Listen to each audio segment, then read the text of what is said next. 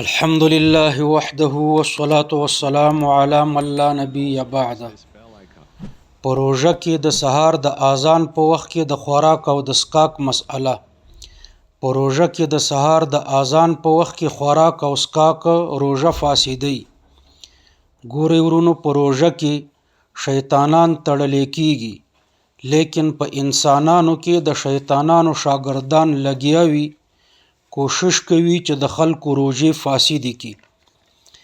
یو جاهل ویکټوري اهل حدیث فیسبوک ته بیان ورکړی دی چې که د سهار اذان شروع وي نو دا ویکټوري اهل حدیث وایي چې بیا هم خوراک او څښاک کولی شي، او په دلیل کې د یو حدیث غلطه معنا ذکر کړې ده.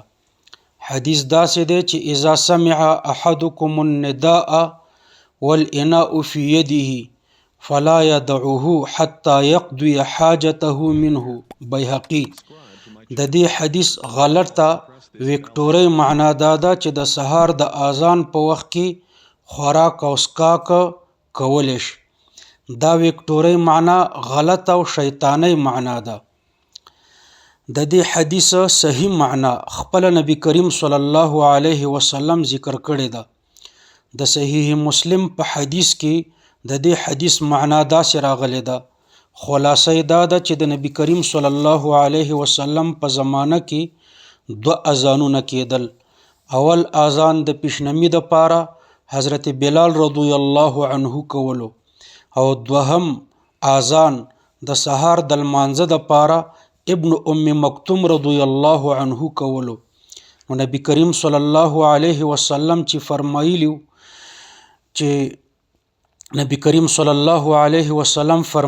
چې د حضرت بلال د اذان په وخت کې خوراک او څښاک کوي، ځکه چې هغه د پیشنمي اذان کوي. او چې کله حضرت ابن ام مکتوم رضی الله عنه اذان وکي نو بیا خوراک او څښاک مه کوئ، ځکه چې ابن ام مکتوم رضی الله عنه د سهار د لمانځه دپاره اذان کوي. عن ابن مسعود رضی الله عنه عن النبي صلى الله عليه وسلم قال لا يمنعن أحدكم آذان بلال من سحوره فإنه يؤذن أو ينادي بليل ليرجع قائمكم وينبه نائمكم.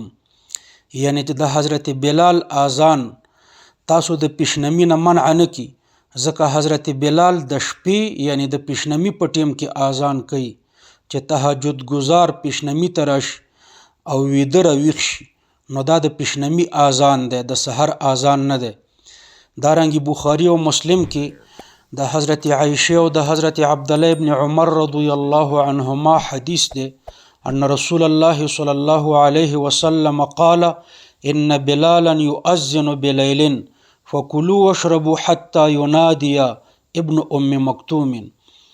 یعنی حضرت بلال رضی الله عنه د شپې د پیشنمي په ټیم کې اذان کوي، نو تاسو خوراک او څښاک کوئ، ځکه چې دا د پیشنمي د ټیم اذان دی، تر دې چې ابن ام مکتوم رضی الله عنه اذان وکي، یعنی دا د سحر اذان دی. د دې نه بعد بیا خوراک او څښاک مه کوئ.